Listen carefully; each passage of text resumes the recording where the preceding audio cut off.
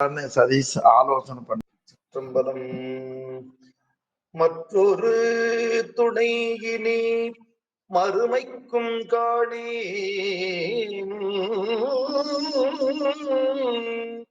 வருந்தலுற்றேன் மறவாவரம் பெற்றே சுற்றிய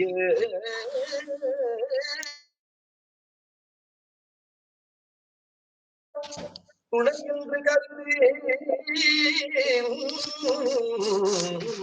துணையென்று நாம் தொடப்பட்ட உன் சுடரை முத்தியும் ஞானமும் வானவர்கறிய முறை முறை பல பல நெறிகளில் காட்டி கற்பனை கற்பித்த கடவுளை அடியேன் கழுமல வளநகர் கண்டுகொண்டேனே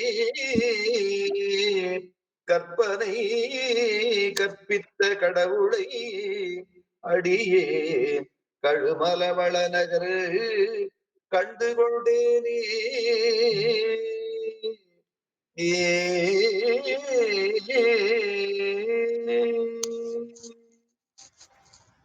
சிற்றம்பலம். ஐயா சிவாய நமங்க. சிவாய நமங்க ஐயா. திருச்சிற்றம்பலம். அன்பர் பெருமக்களே,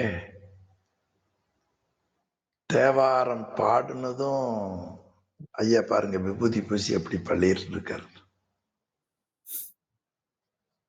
அன்பர்களே, எல்லாம் வல்ல சிவகாமி அம்மையுடனாகிய அம்பலவான பெருமானது திருவருட்பெருங்கருணையினாலும் அருவான்மும்மை நாயன்மார்களது குருவருளினாலும் நடைபெறுகின்ற சைவ பாட வகுப்பில் இந்த இணைப்பில் இணைந்து சிவபுண்ணியம் பெறுகிற தொண்டர்களின் திருவடிகளையும் சைவ பாட வகுப்பின் நெறியாளரும் நாம் படிக்கின்ற நூல்களின் உரையாசிரியருமான முதுபெரும் புலவர் முனைவர் சென்னியப்பனார் ஐயா அவர்களின் திருவடிகளையும் நூலாசிரியர் உமாபதி சிவம் அவர்களின் திருவடி சென்னிமேல் கொண்டு மனமொழிமைகளாலே வணங்கி மகிழ்வோம். இந்த இணைப்பை கருணை திருநோக்கத்தோடு இணைத்து அருள் செய்த திருவருளையும் குருவருளையும் மீண்டும் மீண்டும் தண்டனிட்டு வணங்கி மகிழ்வோம். ஓதுவாமூர்த்திகள் இன்று பாடிய அருமையான திருப்பாடல் சுந்தரமூர்த்தி சுவாமிகள் தில்லையை வழிபடுகிறார். வழிபட்ட பொழுது வானத்திலே ஒரு அசரீரி வாக்கு கேட்கிறது. ஆரூர் பால் வருக. உடனே அங்கு புறப்படுகிறார் இறைவனிடத்தில் விடைபெற்றுக் கொண்டு. அப்பொழுது சீர்காழிக்கு வந்தவுடனே உமையம்மையினிடத்திலே ஞானப்பால் உண்டு வளர்ந்த திருஞான சம்பந்தர் அவதரித்த பேறு பெற்ற தலமாதலால் இந்த தலத்துக்குள் நான் மிதியேன் என்று எல்லையை வலமாக வருகிறார். அப்படி வருகிற பொழுது சுவாமி முன்னால காட்சி கொடுக்கிறார். அப்பொழுது புகலி என்கிற 12 திருநாமங்கள்ல ஒரு பெயரை சேக்கிழார் காட்டுகிறார். புகலியுள் நான் மிதியேன், இது சேக்கிழார் வாக்கு. உரை எழுத வந்த சிவக்குமணி அவர்கள் சூரபதுமனுடைய இடையூறுக்கு அச்சப்பட்டு இந்திரன் புகழ் அடைந்த திருத்தலமாதலால் இதற்கு புகலி என்று பெயர் வந்தது. யார் துன்பத்திற்கு அஞ்சி இந்த புகலிக்குள்ள அடைக்கலம் புகுகிறார்களோ அவர்களுக்கு இன்பம் கிடைக்கும் என்று அந்த பெயருக்கு பொருள். சோ புகுந்தால் இன்பம் கிடைக்கும் என்று இருந்தாலும் கூட ஞானசம்பந்தர் அவதாரத்தால் உள்ள நான் பாருங்க, இந்த சிவகோமணியாவுடைய உரை. உள்ள போனா நல்லது கிடைக்கும் தெரிஞ்சும் கூட நான் உள்ள போக மாட்டேன். ஏனென்றால் சம்பந்தர் அவதாரம் செய்த பேறு பெற்ற தலம் என்று. அப்பொழுது வலமாக வருகிற பொழுது சுவாமி முன்னால காட்சி கொடுக்கிறார். அம்மையப்பரோடு வெறுக்குன்னு பயந்துட்டார். வலமா வருகிற பொழுது அம்மையப்பர் விடையின் மேல கொடுத்தா இல்லையா, சில நேரம் என்னை பார்த்தாலே பலர் பயந்துக்குவாங்க வெறுக்குன்னு. அது மாதிரி பயந்துட்டார். பிறகு மண்டு காதலால பாடுகிறார், அழுத கண்ணீரும் தொழுத கையுமா. அப்ப என்ன சொல்லுகிறார், நான் கையிலையில் கண்ட காட்சியை நான் கண்டுகொண்டேன்கிறார். இப்ப என்ன அர்த்தம், திருக்கையிலாயத்திலே நம்பிய ஆரூரர் பல நாள் இருந்தவர். அப்ப நான் ஒருத்தரை பார்த்தவரை இன்னொரு இடத்துல பார்த்தா இவரை நான் அங்க பார்த்தேன்ல அப்படின்னு சொல்ற மாதிரி இவர் என்ன சொன்னார் பதிகத்துல, கைலை காட்சியை கண்டேன்கிறார். அப்ப இதிலே இருந்து இவருக்கு கைலை காட்சி நினைவில் இருப்பதை பார்க்கிறோம். அதே மாதிரி பேரூருக்கு வந்துட்டு சிதம்பரத்துக்கு போகிறார். அங்கேயும் பேரூர் பெருமானை புலியூர் சிற்றம்பலத்துல கண்டேன்கிறார்.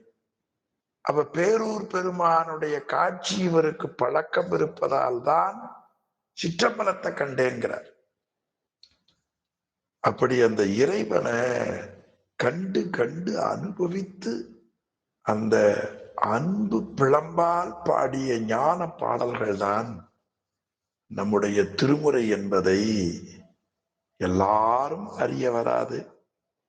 பக்குவமுடையார் மாட்டுதான் அது வருமே தவிர எல்லாருக்கும் அதனுடைய பெருமை தெரிவதற்கு வாய்ப்பு குறைவுதான். எனவே அந்த பாடலை இன்றைக்கு ஓதுவாமூர்த்திகள் மற்றொரு துணை இனி மறுமைக்கும் காணேன்.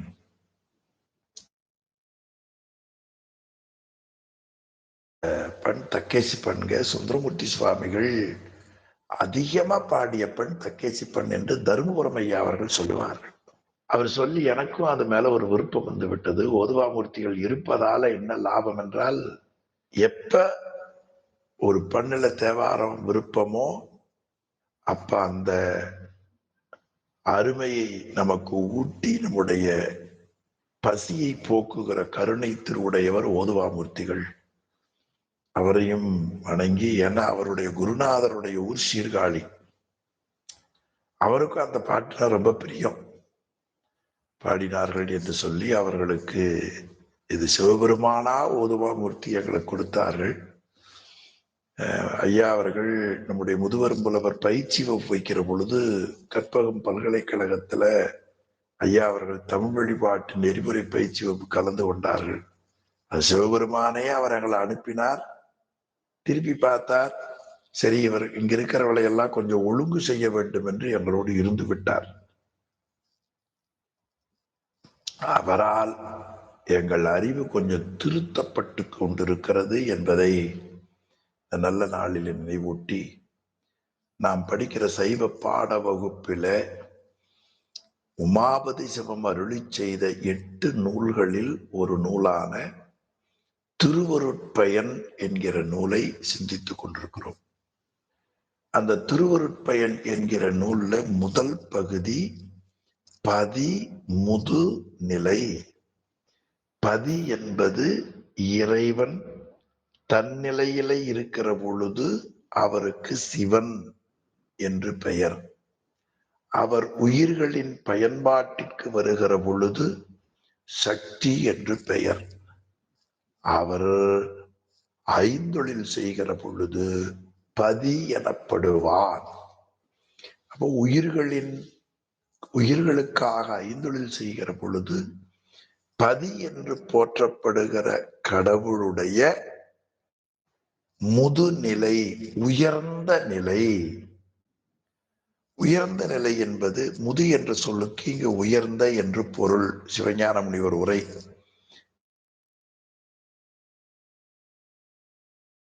உயர்ந்த நிலை என்ன என்றால், எல்லா பொருள்களுக்குள்ளேயும் இருப்பான், எல்லா பொருள்களையும் அறிவான், எல்லா பொருள்கள் செயல்பட துணை நிற்பான். அதுக்கு ஒரு மேற்கோள் காட்டினார் உமாபதி சிவம். நாம் படிக்கிற கல்வியிலே ஆ என்கிற எழுத்து சிறந்த எழுத்து. அந்த எழுத்து தனித்து பொருள் தரும், பிற எழுத்துக்களோடு இயைந்து நிற்கும், பிற எழுத்துக்களை இயக்கவும் வல்லது. அதனால் உவமையை முதல்ல காட்டினார். அகர உயிர் போல் அறிவாகி எங்கும் நிகரில் இறை நிற்கும் நிறைந்து. நிகர் இல், ஒப்பில்லாத இறை. யாரோ ஒருத்தர் மியூட் போடல நினைக்கிறேன். தொண்டர்கள் அதை கவனித்து மியூட் ஆக்கிட்டா நலமா இருக்கும். நன்றி ஐயா. நிகர் இல்லாதவன் இறைவன். அந்த நிகர் இல்லாதது எதிலை என்பதை 3வது குறள்ல காட்டுகிறார். பெருமைக்கும் நுண்மைக்கும் பேற்றுக்கும் பேரருட்கும் பேற்றின் அருமைக்கும் ஒப்பின்மையா. இந்த புதிதா பாடம் கேட்க வருபவர்கள் சொல்லுகிற தலைப்பில எல்லாம் விளங்க முடியாது. அதனால் உமாபதிசர் என்ன செய்தார்? நிகரில் என்றால் அவர்கள் புரிந்து கொள்ள சிரமப்படுவார்கள் என்று நிகரில் என்ற சொல்லுக்கு 3வது குறள்ல ஒப்பின்மையான அவரே உரை எழுதிவிட்டார். அவரே உரை எழுதிட்டார் ஒப்பின்மையான். அது படிக்க படிக்கத்தான் தெரிகிறது. அப்ப நிகரில் என்ற சொல்லுக்கு பொருள் ஒப்பின்மை. நிகரில் இறை என்ற சொல்லுக்கு பொருள் ஒப்பின்மையான். எதிலும் ஒப்பின்மையானார்? அவருடைய பெருமை,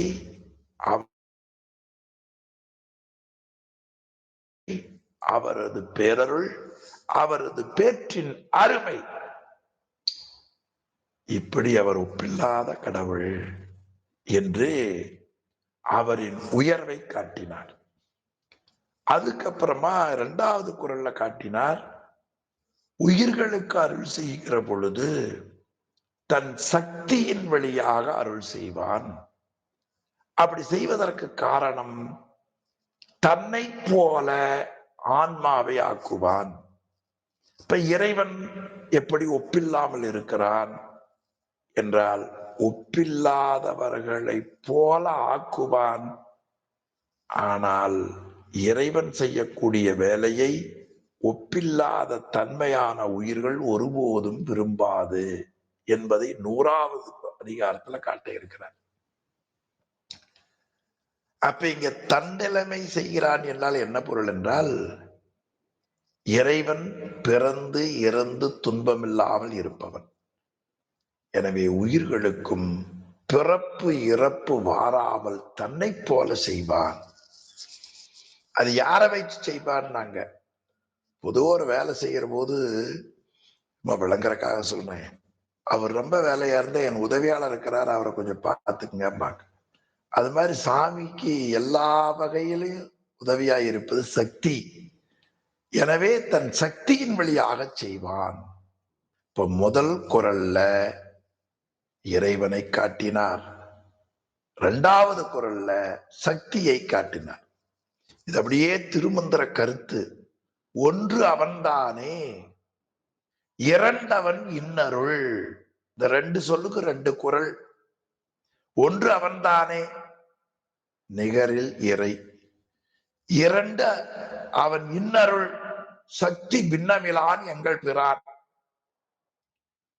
அந்த சக்தி பின்னமில்லாத பிரானாகிய அம்மையப்பர் ஒப்பின் இல்லாதவர் என்று 3வது குறள்ல காட்டினார். அப்படி ஒப்பில்லாத அந்த கடவுள், இது அவருடைய தன்மை. அருள் ஒப்பில்லாதவர். அவர் உயிர்களுக்கு என்ன செய்கிறார் என்றால், புகழி என்று இன்று தேவாரம் பாடினார். அவர்தான் உயிர்கள் புகழ் அடைவதற்கு உரியவன் என்று 4வது குறள்ல, புகழ் அவன் போகா புகழ், அவன் நீங்காத புகலிடமாக இருப்பவன். இப்ப எல்லா உயிர்களும் அடைக்கலம் பெறுவதற்கு உரியவன் யார்? நிகரில் இறை, சக்தி பின்னமில்லாத இறைவன், போகா புகழ். அவன் உயிர்களுக்காக என்ன செய்கிறான்? உடம்பு முதலிய கருவிகரணங்களை படைத்து காத்து அழித்து மறைத்து ஒடுக்குவான். உயிர்களுக்கு அனாதி காலம் தொட்டு இருக்கக்கூடிய ஆணவம், கண்மம், மாயை ஆகிய மலங்களின் வலியை அடக்குவான். எனவே அவன்தான் எவையும் ஆக்கி எவையும் அழித்து ஆசு அடங்க அந்த வலிமையை போக்குபவன் இவர்தான். மிகப்பெரிய மருத்துவர், அவர்தான் மருந்து, அவர்தான் மருத்துவர். 10வது குறளிலே நாம் பார்க்க போகிறோம். இனி அப்படி அடைக்கலமாக இருக்கக்கூடிய பெருமான் 3 வகையான வடிவங்களிலே இருப்பான். அவரை கண்டுகொள்வதற்கு நீங்கள் வடிவங்கள்ல பார்க்க வேண்டும் என்றால், அருவம், உருவம், அருவுருவம் என்று 3 தன்மை உடையவனாக இருப்பான். அப்படி 3 தன்மம் உடையவனாக இருப்பதை வடமொழியில நிற்களம், அடுத்து சகலம் என்ற சொல்லால சொல்லுவார்கள். சகலம் என்பது உருவம், நிற்களம் என்பது அருவம், நிற்கள சகலம் என்பது அருவுருவம். இது ஏதேனும் படிக்கிற போது தேவைப்படுவதற்காக நாம் சிந்தையில் வைத்துக் கொள்ள வேண்டும். அவன் 9 வடிவமாக வருவான், நவந்தரு பேதமாகவும் வருவான். இப்போ நாம் அந்த குறளின் மூலமா அறிந்து கொள்வது 3: அருவம், அருவுருவம், உருவம். இனி படிக்க படிக்க விளக்கமா வருகிற பொழுது அவன் நவந்தரு பேதனாகவும் இருப்பான். அதனால உரையாசிரியர் அதையும் நம்ம இடத்துல கொடுத்து வைத்து விட்டார். 16வது பக்கத்துல அவன் நவந்தரு பேகம், நவந்தரு பேதம், 9 வடிவம். 9 வடிவங்கள்ல எது அருவம், எது அருவுருவம், எது உருவம் என்றும் பிரித்து காட்டிவிட்டார். ஆக நமக்கு எது அருவம்? அருவம்னா கண்ணுக்கு தெரியாமல் இருப்பது, உணரக்கூடியது. சிவம், சக்தி, விந்து, நாதம். சிவம், சக்தி, நாதம், விந்து. இது 16வது பக்கம் இருக்கிறது, நம்ம படிச்சிருக்கிறோம். இது அருவுருவம். வடமொழியில சொன்ன நிற்களம். பிறகு உருவத்திருமேனி, மகேஸ்வரன், பிறகு உருத்திரன், திருமால், நான்முகன், இவங்க உருவம். இவங்க சகல திருமேனி, சகலம் இல்ல சகல, சகல திருமேனி. அருவுருவம் சதாசிவம். அப்ப என்னாச்சு? அருவுருவத்துல 4, உருவத்துல 4, இல்ல அருவத்துல 4, உருவத்துல 4, அருவுருவத்துல 1. 4 கூட்டல் 4 கூட்டல் 1 8 1 9 வடிவமாக இருப்பார். அந்த இறைவன் எல்லா கடவுள் இருக்கிறார்கள், எல்லா தெய்வம் என்று இருக்கிறார்கள், மக்கள் என்று இருக்கிறார்கள். ஒரு மக்களுக்கு மேல ஒருத்தர் இருப்பார், ஒரு ஆசிரியருக்கு மேல ஒரு ஆசிரியர் இருப்பார். இப்படி ஒருத்தருக்கு மேல ஒருத்தர் போனால் கடைசியா இருப்பவன் நம்முடைய இறைவன். புராணங்கள்ல படிச்சிருப்பீங்க, இடையூறு வந்தால் தேவர்கள் எல்லாம் பிரம்மா விட்ட போவாங்க, பிரம்மா திருமால் விட்ட போவார், திருமால் சிவபெருமான் விட்ட போவார். எந்த புராணம் படிச்சீங்கனாலும் புராணமானாலும் சரி, வேற எந்த மொழி புராணமா இருந்தாலும் சரி, இப்ப துன்பம் வருகிற பொழுது தாங்குகிற கடவுள் சிவபெருமான். அவர் எல்லாருக்கு மேல ஒருத்தன் இருப்பார்கள். ஆனால் அவருக்கு மேல ஒருவன் இல்லை. பல்லார் உயிர் உணரும் பான்மையென மேல் ஒருவன் இல்லாதான் எங்கள் இறை. இந்த இறைங்கிற சொல்ல முதல்லயே படிச்சோம். அகர உயிர் போல் அறிவாய் எங்கும் நிகரில் இறை. அந்த இறைய 1வது குறள்ல காட்டியது மறுபடியும் எங்கள் இறைனார் பாருங்க. 5 குறள்ல தெரிஞ்ச உடனே அவர் நமக்கு ரிலேஷன் ஆயிட்டாருங்கிறது இப்ப உணர்ந்துட்டோம். என்ன இறை ஆயிட்டாரு? ஆமா. இப்போ ஒரு 10 நாள் இப்ப அநேகமா அமெரிக்கா வந்து சதீஷ் வந்து ஆனந்தகுமாரா வந்து ஒரு ஓராண்டு இருக்கும். இப்ப அமெரிக்க அன்பர்கள் என்ன சொல்வாங்க, நீங்க எங்க ஆனந்தகுமாரையா சொல்றீங்க? பாருங்க, இந்தியாவுல வளர்ந்து எங்களை கடத்தேத்தின ஆனந்தகுமார் இப்ப உங்களுக்கு அங்க வந்தோன்னு எங்க ஆனந்தகுமாரா சொல்றீங்க? அது கொஞ்ச நாள்ல அது உரிமை ஆயிருது பாருங்க. எங்க கணவர், எங்க பிள்ளை, அந்த மாதிரி கடவுள் உரிமை ஆயிட்டார் பாருங்க. யாருக்கு? படிக்கிற மாணவர்களுக்கு இவர்தான் நமக்கு தலைவர் என்று தெரிய வேண்டும் என்பதற்காக எங்கள் இறை என்று காட்டினார். அவர் எங்கள் இறை என்பது தெரியாம தான் இருக்கிற நம்ம.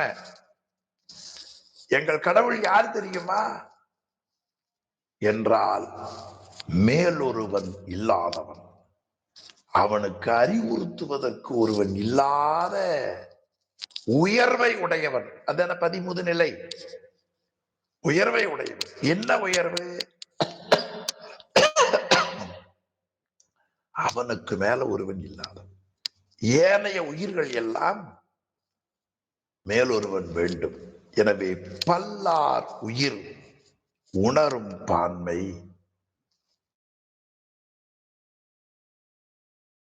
மேலொருவன் இருப்பான். அது இல்லாதவன் எங்களுடைய கடவுள். அதுல இறை என்ற சொல்லுக்கு நான் உங்களுக்கு போன முறை நினைவூட்டினேன். இருத்தலால் இறை. இறை என்ற சொல்லுக்கு கொஞ்சம் இந்த சில சொற்களை கொஞ்சம் நெஞ்சில பதிவு பண்ணிக்கணும்.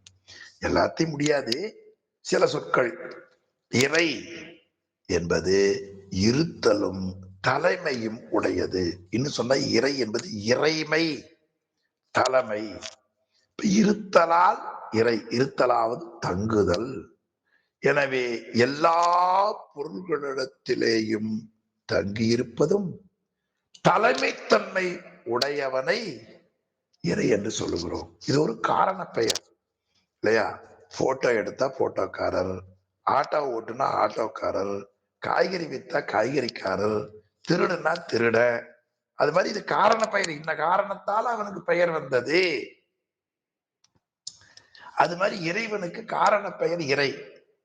இப்ப இறைங்கிற பெயர் யார் எப்படி வந்தது என்றால் எல்லா பொருள்களிடத்துல தங்கி இருப்பதாலும் எல்லாவற்றிற்கும் மேலான தலைமை இருக்கிற ஒரு பொருளைத்தான் இறைவன் என்று சொல்லுகிறோம். எவ்வளவு பெரிய பொது சொல் பாருங்க. காரண பெயர். அத ஐயா அவர்கள் காரண பெயர் என்றே நமக்கு சுட்டி இருப்பதை பார்க்கிறோம். எனவே அந்த இறைவன் தேவர்களுக்கும் காணாதவன். அவனை நினைக்கிற அடியவர்களுக்கு எளிமையாக வருவான். அடியவர்க்கு ஆனா அறிவாய் அகலான். அவன் வானாடற் காணாத மண். அவர் எல்லா பொருளிலேயும் கலந்திருப்பான். கலந்திருப்பதால அவர் நம்மை போன்றவர்தான். ஆனா அவருடைய அறிவு வேறு, நம்முடைய அறிவு வேறு. அதை அருமைய 8வது குறள்ல மிக அருமை. அந்த நீர் நாம் வெப்பத்தால் சூடு பண்ணுகிறோம். அந்த நீருக்குள்ள இருக்கிற சூட்டை போல் அவன் இருப்பான். சரி, நீருக்குள்ள இருக்கிற சூட்டை போல் இருந்தால் நீரு சூடு ஒன்னா என்றால் நீர் வேறு சூடு வேறு. அதனால் அவன் வேறாக இருப்பான். எனவே எங்கும் எவையும் அவன் தங்கும். அவன் எரியுறு நீர் போல் ஏகம். அவன் அடியவர்களுக்கு அவரை விட்டு நீங்காதவர்களாக இருப்பான். அந்த இறைவன் எல்லா இடங்களிலும் அறிவுடைய பொருள், அறிவற்ற பொருள் அனைத்திலேயும் காய்ச்ச பெற்ற நீரில் உள்ள சூட்டை போல் உடனாக இருப்பான்.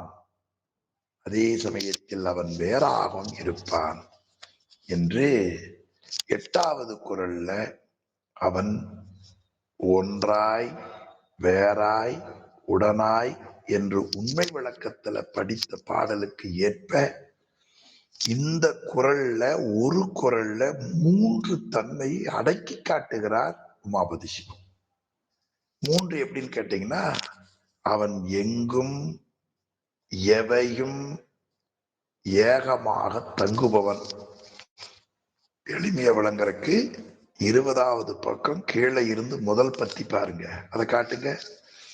எங்கும் எவையும் ஏகம் தங்கும். அது அந்த மஞ்சள் பெயிண்ட் அடிங்கள. அவன் எங்கும் எவையும் ஏகம், ஏகம்னா ஒண்ணு.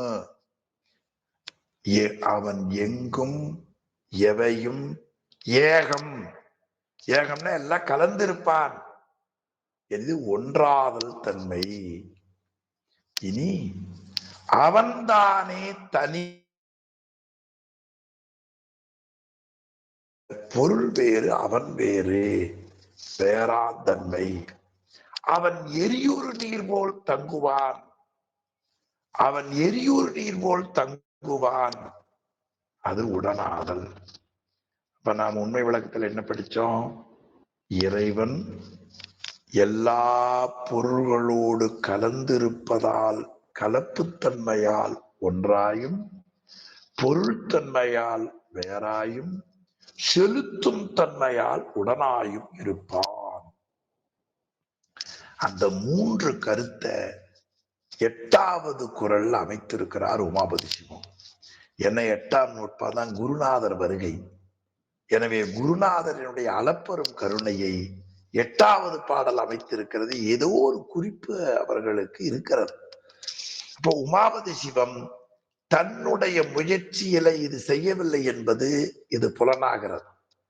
ஏன் இவர் எப்படி இதை செய்தார் என்றால், மெய்கண்டாரையும் அருள்நந்தி சிவாச்சாரியாரையும் வணங்கி செய்தார். எனவே அந்த நூல்கள்ல என்ன சொல்லப்பட்டிருக்கிறதோ அந்த கருத்தை அப்படியே இதில் அமைத்திருக்கிறார். எனவே 8ஆம் நூற்பாவில சிவஞான போதத்துல குருநாதர் வருகையை பற்றி சொல்லுகிற பொழுது அவர் அதே 8வது பதிமுதலில 8வது குறள்ல இறைவன் ஒன்றாயும் வேறாயும் உடனாயும் இருப்பது மிக அருமையாக அமைத்திருக்கிறார். அதுல உரையாசிரியருக்கு படித்த அனுபவத்துல ஒரு சுவை பகுதியை காட்டுகிறார். அடிக்கடி ஆனந்த கூட பேசுவேன். படித்ததில் பிடித்ததுன்னு சிலது பேசுவோம், சில நேரம் படித்ததில் இடித்ததுன்னு பேசுவோம், சில நேரம் படித்ததில் உடைந்ததுன்னு பேசுவோம். ஆமா, அது மாதிரி நம்முடைய உரையாசிரியர் பல நூல் பயிற்சி உடையவர். அவர் அவை துரைசாமி பிள்ளை என்ற ஒரு பெரியவர் எழுதிய சிவஞான போத செம்பொருள்னு ஒரு நூலை வாசிக்கிற வாய்ப்பை பெற்றவர். அந்த சிவஞான போத செம்பொருள் என்ற நூலை எழுதியவர் அவை துரைசாமி பிள்ளை. அவை சிவஞான போத செம்பொருள். அதுல ஒரு கருத்து சொல்லுகிறார். இறைவன் உயிர்களோடும் அறிவற்ற பொருளோடும் அறிவற்ற பொருள்களோடும் கலப்புத்தன்மையால் ஒன்றாயும் பொருள்தன்மையால் வேறாயும் செலுத்தும் தன்மையால் உடனாயும் இருக்கிற ஒன்றாய் வேறாய் உடனாயிருக்கிற மூன்று தன்மையையும் திருமுறைகளில் திருஞான சம்பந்தமூர்த்தி நாயனார் திருவேழிமலை தேவாரத்தில் ஒரு பாட்டுல காட்டுகிறார். அந்த பாட்டை அபை துரைசாமி பிள்ளை எழுதி இறைவனுடைய மூவகை நிலையையும் இறைவனுடைய கருணையினால் ஒரு பாடல்ல எடுத்து ஓதியது வடமொழியிலோ வேறு மொழியிலோ நான் படித்தது வரை காணப்படவில்லை என்று எழுதுகிறார் துரைசாமி பிள்ளை. இது பாரதி கருத்து. யாமறிந்த மொழிகளிலே சொல்ல மட்டும் கவனிங்க, யாமறிந்த மொழிகளிலே அவர் எத்தனையோ மொழி படிச்சிருக்கிறார். தமிழ் மொழி போல் இனிதாவது எங்கும் காணோம். இது அவர் ஸ்டேட்மெண்ட். அதே மாதிரி அபை துரைசாமி பிள்ளை நான் படித்த நூல்களிலே கேட்ட நூல்களிலே ஞானசம்பந்த பெருமான் அருளிய திருவேழிமலை தேவாரத்தில் ஒரு பாடலில் இறைவன் கலப்புத்தன்மையால் ஒன்றாயும் பொருள்தன்மையால் வேறாயும் செலுத்தும் தன்மையால் உடனாயும் இருக்கிற மூவகை நிலையை சொல்லுகிற பாடல் எம்மொழியிலும் இல்லை என்று காட்டுகிறார். எவ்வளவு பெருசு பாருங்க. இதுக்குதான் பெரியவர்கள் அண்டி வாழணும், அல்லது பெரியவர்கள் படித்த நூல்களை எல்லாம் படிக்கணும்னு நினைச்சு வைக்கணும். நல்ல பாட்டு, அழகான பாட்டு. நம்ம முடிக்கிற பொழுது நேரம் இருக்குமானால் ஓதுவா மூர்த்தியை பாட சொல்லுவோம். ஈராய் முதல் ஒன்றாய் இரு பெண்ணான்குடம் மூன்றாய் மாறாமறை நான்காய் வரு பூதம் அவை ஐந்தாய் ஆறார் சுவை ஏழோடு இசை எட்டு திசைதானாய் வேறாய் உடனானான் இடம் வீழ் விடலை. வாய்ப்பு இருக்குமானால்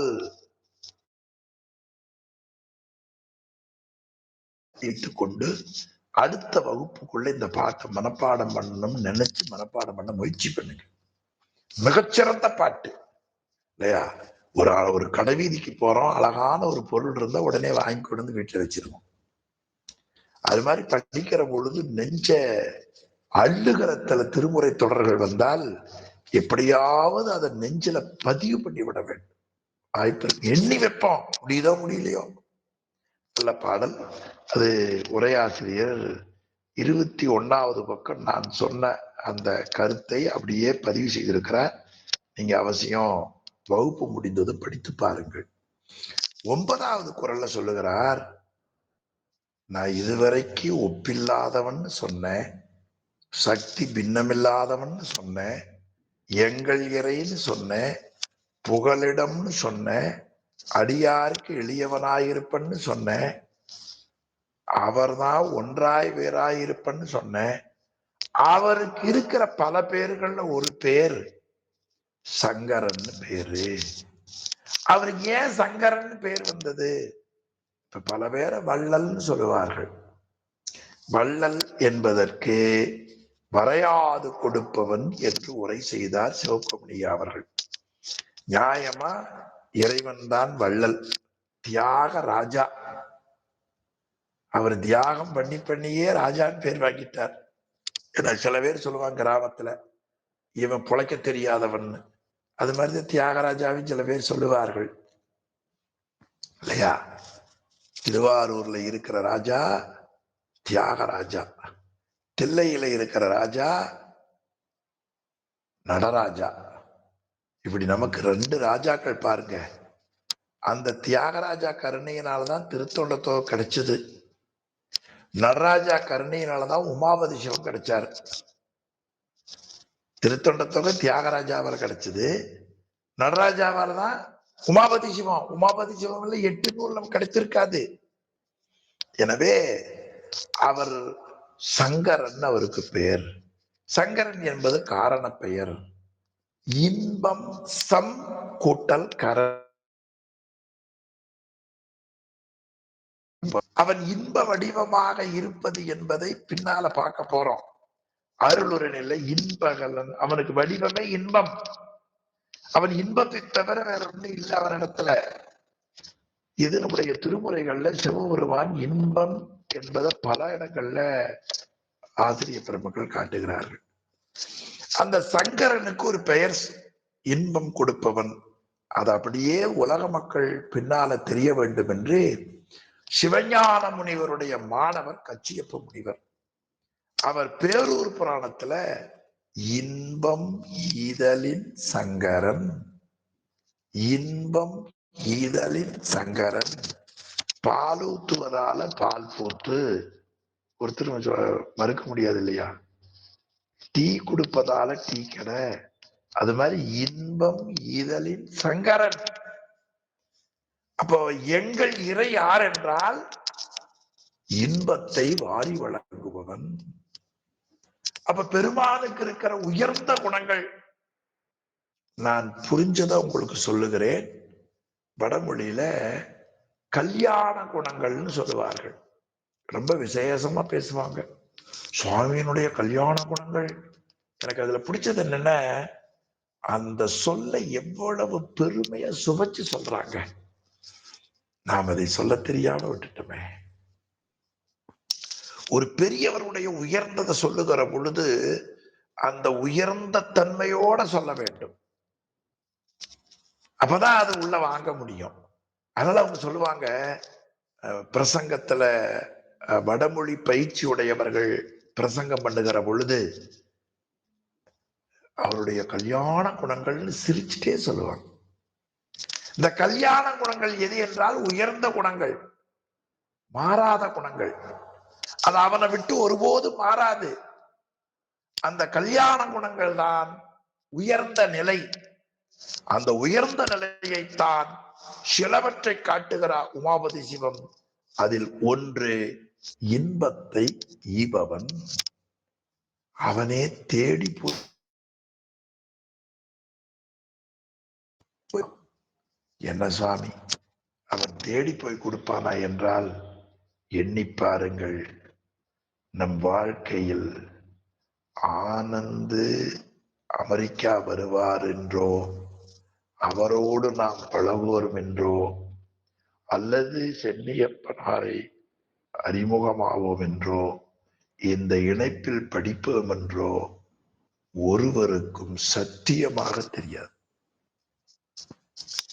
என்னை பொறுத்தவரை ஆனந்த் அவர்கள் இல்லை என்று எண்ணினேன். ஆனால் அவர்கள் வேறாய் இருந்திருக்கிறார்கள். ஆனால் கடவுள் நல்லாசிரியரிடத்தில் நாங்கள் இருவரும் சேர்ந்ததால் மீண்டும் அந்த சிந்தனையை அமைத்து கொடுத்திருக்கிறோம். இப்ப இந்த இணைப்பு அவர் தேடி வந்து கொடுத்தது. எனவே இன்பத்தை எப்படி கொடுப்பான்? இந்த புதுசா டோர் டெலிவரின்னு சொல்றீங்கல்ல, அதுதான் இதை விளக்குறதுக்கு இப்படியாக நான் சொல்லுகிறேன். டோர் டெலிவரின்னா நீங்க புக் பண்ணாதான் டோர் டெலிவரி. நீங்க புக்கெல்லாம் பண்ண வேண்டாம். ஆல்ரெடி உங்களுக்கு இருக்கிறத முன்னமே அவர் முடிச்சு வச்சிருக்கிறார். நீங்க மறந்துட்டீங்க.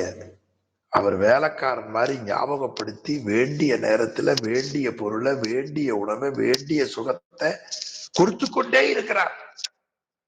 நீங்க உங்களை வணங்கினாலும் வணங்காட்டியும் உணர்ந்தாலும் உணராட்டியும் கொடுத்து கொண்டே இருக்கிறார் இல்லையா? சாதாரணமா ஒரு உணவு பரிமாறுறோம். அவர் ஒரு வீட்டுல உணவு பரிமாறக்கு போயிருந்தேன், உணவு சாப்பிடுவதற்கு போயிருந்தேன். அப்போ அந்த வீட்டில் இருக்கிறவர், எங்க மனைவி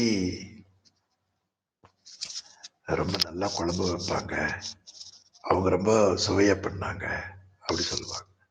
உடனே அவங்க சொன்னாங்க, எனக்கு ரொம்ப சிறப்பு எதுன்னு கேட்டீங்கன்னா, எங்க வீட்டுக்காரர் அப்பப்ப என்ன பாராட்டுவார், அது நல்லா இருக்குன்னு சொல்லுவார் அப்படிப்பார். ஒரு மனைவி செஞ்ச சமையலையே நன்றி சொல்றமே, இவ்வளவு உபகாரம் பண்ண கடவுளுக்கு எத்தனை நன்றி சொல்லுவது. ஆமா, அன்னைக்கு மனைவியும் கூட வந்திருந்தார்கள். அப்ப அவங்க சொன்னாங்க, இதா அவங்க பாரு எப்படி அந்த வீட்டுக்காரர் அந்த ஒரு உணவு செஞ்சதை பாராட்டிட்டுக்கிறாரு அப்படின்னு வருத்தப்பட்டாங்க. நான் சொன்னேன், மனைவி செஞ்சதை பாராட்டுறவன் கொஞ்சம் அறிவு குறைவானவே, அதை நான் சொல்லாம விட்டுட்டேன். அது அவங்களுடைய கடமை. நாம பாராட்ட வேண்டியது சிவபெருமானின் கருணையை, சிவபெருமானுடைய கருணையத்தான் பெருமை பெறும் எனது புகழ் பேச வேண்டுமே தவிர இந்த உடம்பையையும் இந்த மனைவியையும் இந்த வாழ்க்கையும் கொடுத்தான் என்று பாராட்ட வேண்டும். இந்த சட்டிய இட்லிய பாராட்டிட்டு 2 நாள் கழிச்சு 2 பேரும் சண்டை போட்டா அதுக்கு பாராட்டாட்டி என்ன இல்லையா? அதற்கு பதிலா இறைவன் கொடுத்த இந்த மனைவியை நாம் மதிக்க வேண்டும் என்ற அறிவை நான் வளர்த்துக் கொள்ள வேண்டும். இறைவன் கொடுத்த கணவனை நாம் மதிக்க வேண்டும் என்று எண்ண வேண்டும். நாம 2 பேரும் சண்டை போடுறதை விட்டு சிவபெருமானுடைய கருணையை பேசுவோம். என்னை பத்தி அவங்க பேசினாலும் அவங்க என்னை பத்தி பேசினாலும் கருத்து வேறுபாடு வரும்.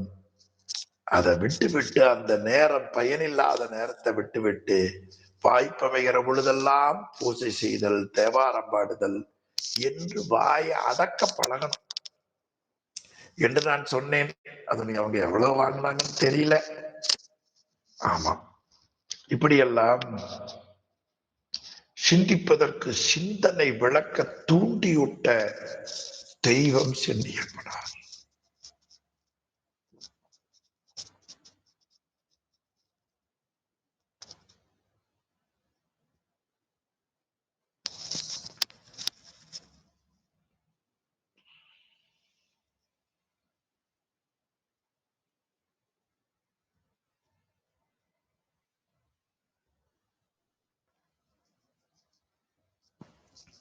அப்படின்னா நீங்க ஒரு மனித உடம்புல இருக்கிறவரை போய் எப்படி தெய்வம்னு சொல்றீங்கன்னு கேட்கலாம். சிவபெருமான் அவர் வடிவில நமக்கு அருள் செய்திருக்கிறார். அவர் இன்பத்தை கொடுத்தார். இப்ப நான் வாழுகிற காலத்துல யாருடைய செயலாலும் எனக்கு துன்பம் வருவதாக நான் அறிவதில்லை. ஏனென்றால் இறைவன் இன்பத்தை கொடுத்து கொண்டே இருக்கிறார். இதை நினைக்காம அதை நினைக்கிற பொழுதுதான் துன்பம். அந்த பெயரை இங்கே சொல்லுகிறார் சங்கரன். இது நல்ல சொல் என்பதால கொஞ்சம் கூடுதல் நேரம் எடுத்துக்கொண்டேன். இன்பத்தை கொடுப்பவன். எல்லாரும் இன்பம் வேண்டுவதற்கு எங்கெங்கேயோ போய் சிரமப்படுகிறார்கள். யாராலையும் சிவபெருமானை போல இன்பத்தை கொடுக்க முடியாது. அதனால் நான் பல முறை உங்களுக்கு நினைவூட்டினேன். யார் யார் நீங்கள் தெய்வம் என்று வணங்குகிறீர்களோ அந்த கடவுள் எல்லாம் நீங்கள் கேட்டதை கொடுப்பார்கள்.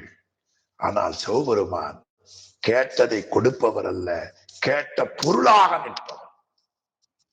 ஆரொருவர் உள்குவார் உள்ளத்துள்ளே அவ்வுருவாய் நிற்கிற அருள் எங்கள் இறை இல்லையா? அது எளிமையா என்னை போல இருக்கிற கொஞ்சம் அறிவு குறைவுடையவர்களுக்காக நான் சொல்லுவது உண்டு. நேர்முக வகுப்புல 2 இட்லி வேணும், காலையில 8:45 ஆயிடுச்சு இந்திய நேரப்படி, அது கொஞ்சம் தேங்காய் சட்னியோட இருந்தா நல்லா இருக்கும் என்று நாம் எண்ணினால் சாமி உடனே உயர்ந்த உணவு விடுதிக்கு போய் இட்லி வாங்கிட்டு வர மாட்டார். அவரே இட்லியா சட்னியா மாறி நிற்கக்கூடியவன் எங்கள் இறை. அதனால இனிமேல் இந்த அதிகார படித்ததுல இருந்து சிவபெருமான சொல்லும் போது என்ன சொல்லணும்? எங்கள் இறை இல்லையா? அந்த உரிமையை நாம சொல்லணும். சில பேர் அப்பந்தேர் பெயரையாம சிரமப்படுவாங்க. அப்பன் பேர் என்ன? சங்கரன். நம்ம உயிர்களுக்கு அப்பா பேர் என்ன? சங்கரன். இன்பத்தை கொடுப்பவன். சரி, அந்த சங்கரன் எப்படி இருப்பான்னார்? நன்னினர்க்கு நல்லன். யார் அவனை உணர்ந்து வழிபடுகிறார்களோ அவர்கள் நன்மையை பெறலாம். அவர் நல்லது செய்யறதும் இல்லை, கெட்டது செய்யறதும் இல்லை, நல்லதாத்தான் இருக்கிறார். நீ அவருடைய கல்யாண குணங்களை தெரிந்து கொள்வாயானால் அவருடைய நன்மையை தெரிந்து நீ பயன் பெறலாம். அதை தெரியாமல் நன்னார்க்கு நலமில்லை. அவரை பற்றி தெரியவில்லை என்றால் அவருடைய நலத்தை நீ பெற முடியாது. எனவே அவர் நம்மை போல வஞ்சனை இல்லாதவன் சலமிலன். அவருக்கு வஞ்சனை இல்லை, ஆனால் நமக்கு அது நிறைய உண்டு. அவர் பேர் சங்கரன், நலமிலன் நன்னார்க்கு. யார் அவன் திருவடியை போய் சேருகிறார்களோ அவர்களுக்கு அவன் நன்மை உடையவன் என்பது தெரியும். அவனை தெரியாதவர்களுக்கு அவர் அருள் கொடுக்கவில்லை என்று தெரியும். எனவே அவனை அருளை பெறுவதற்காக இன்பத்தை கொடுப்பவன். இதே கருத்தமைந்த ஒரு அருமையான திருவிடைமருதூர் மும்மணி கோவில ஒரு பாடலை ஆசிரியர் காட்டியிருக்கிறார். நன்னினர்க்கு நல்லன், நன்னார்க்கு நலமெலன். இதுதான் நாம் இந்த குறள் மூலமா உணர்ந்து கொள்ள வேண்டியது. நன்னினர்க்கு நல்லன், நன்னார்க்கு நலமிலன். ஒரு இடத்துல அறுசுவை உணவு வைத்திருக்கிறார்கள். நாம போனா சாப்பிடலாம், போகலைன்னா சாப்பிட முடியாது. அதே மாதிரி இறைவனை அணுகினால் அறுசுவை உணவு சாப்பிட்டது போல, அணுகலைன்னா சோறு கிடைக்காது. ஒருத்தன் தாகமோடி இருக்கிறான், அந்த தண்ணீர் ஒரு இடத்துல இருக்கிறது, அங்க போனா தண்ணீர் அருந்தி தாகம் தணிக்கலாம். போகலைன்னா தண்ணீர் அருந்தி தாகம் தணிக்க முடியாது. சரி, இவன் தாகத்தை தணிக்காத தண்ணீரின் குற்றமா இவன் குற்றமா? ஒரு பக்கம் அறுசுவை உணவு இருக்கிறது, இவன் ஒரு பக்கம் இருக்கிறான், அங்க போனா சாப்பிடலாம். இப்போ இவன் உணவு சாப்பிடாம பசியோடு இருப்பது சாப்பாட்டின் குற்றமா இவனுடைய குற்றமா? இவனுடைய குற்றம் தானே. அந்த கருத்து தான் ரொம்ப அருமையான கருத்து. இது ரொம்ப கொஞ்சம் அறிவு தெளிவுடையவர்கள் தான் புரிந்து கொள்ள முடியும். அதுக்கு திருவிடைமருதூர் மும்மணி கோவில் ஒரு நல்ல பாட்டு என்றால காமிங்க. பாவிகள் தமதே பாவம். ஆமா, பாவிகள் தமதே பாவம். உனக்கு வந்த துன்பத்துக்கு நீதாண்டா காரணம். பாவிகள் ஒருத்தரை பார்த்து பாவின்னு சொல்றோம். 22வது பக்கம். ஏன் தெரியுமா? நீ பாவம் செய்ததால் பாவி, பாவம் செய்ததால் பாவி. ஒரே குழப்பமாக்குதல்ல. பாவிகள் தமதே பாவம். நீ பாவம் செஞ்சதால தானே நீ பாவி. நீ ஐஏஎஸ் படிச்சதுனால தானே கலெக்டர், படிக்காம போட்டதுனாலதான் எருமை வைக்கிற. சரியா போச்சுல. பாவிகள் தமதே பாவம். இவனுக்கு ஒரே குழப்பம். அவரே சொன்னார், யாதெனின் கூறுதும். யாதெனின் ஒண்ணும் புரியலையா? பட்டினத்தார் கேட்கிறார். பாவிகள் தமதே பாவம், இத தலைப்பு செய்தி.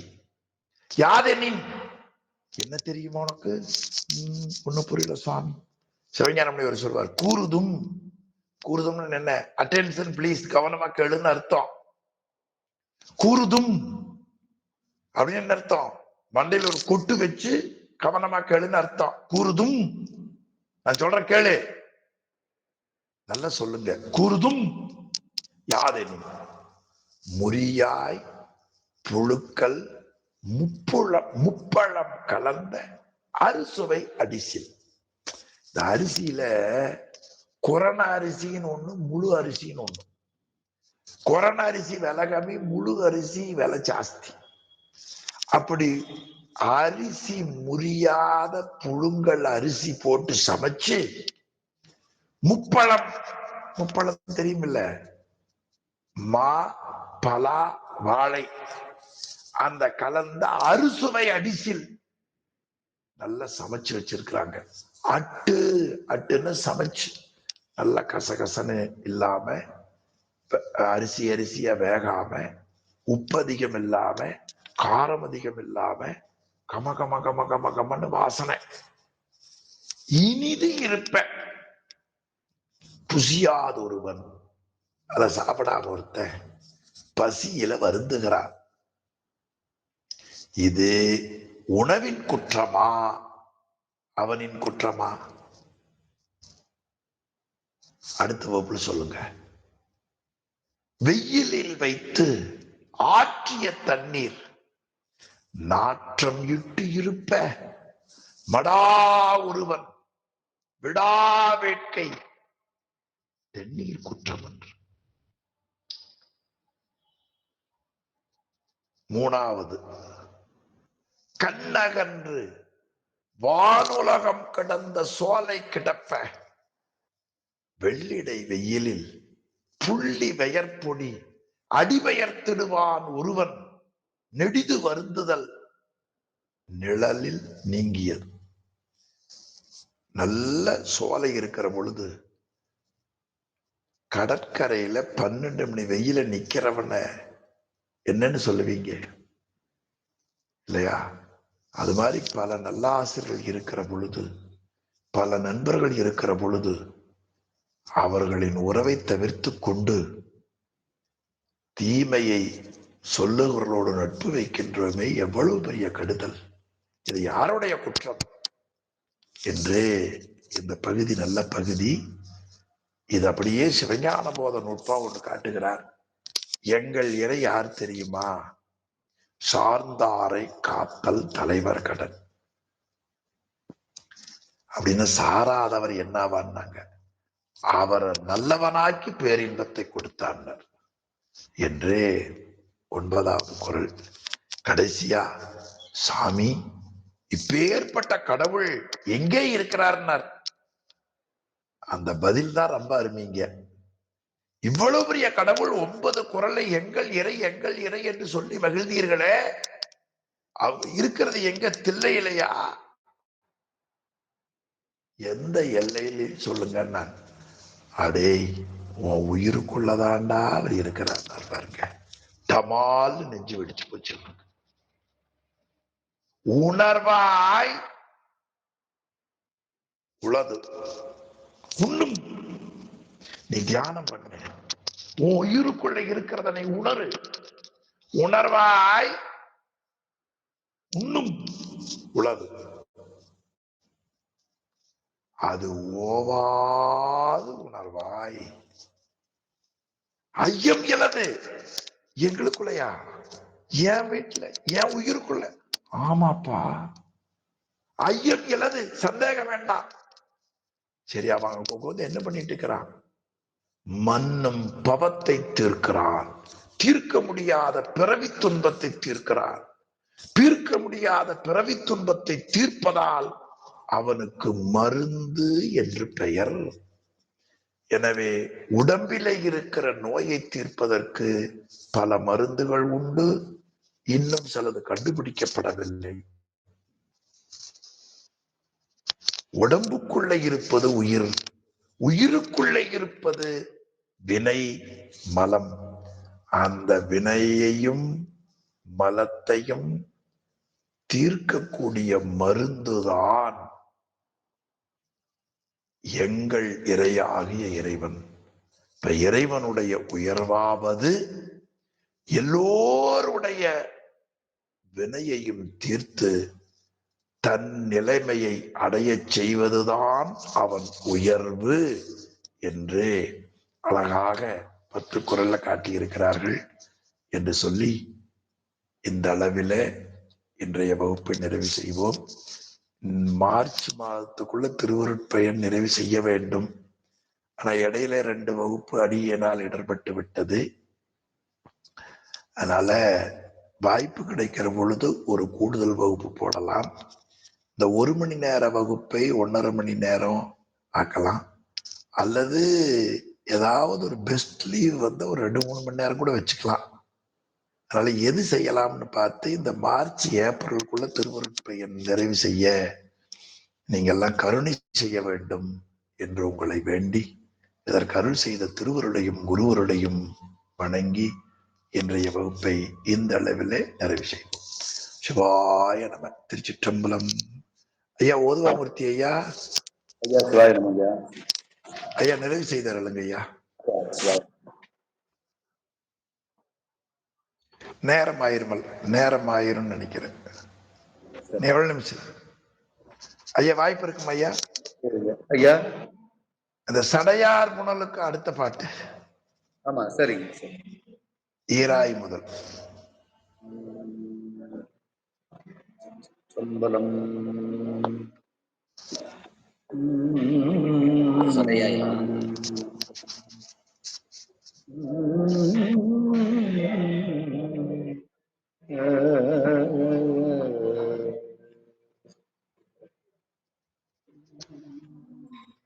ஈராய் மூதல் ஒன்றாய் இரு பெண்ணான் குணம் மூன்றாயி மாறா மறை நான்காய் வருபூதம் அவை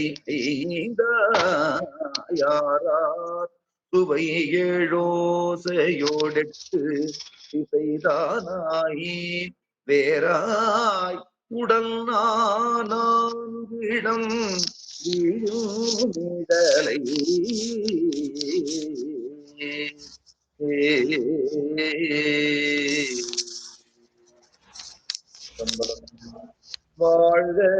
வாழ்கந்தனர் வானவரானிடம் வீழ்க தள் பூனல் வேந்தனும் ஓங்குக ஆழ்க தீயதெல்லாம் அறநாமமே தோழ்க வையகமும் உயர் தீர்கடே.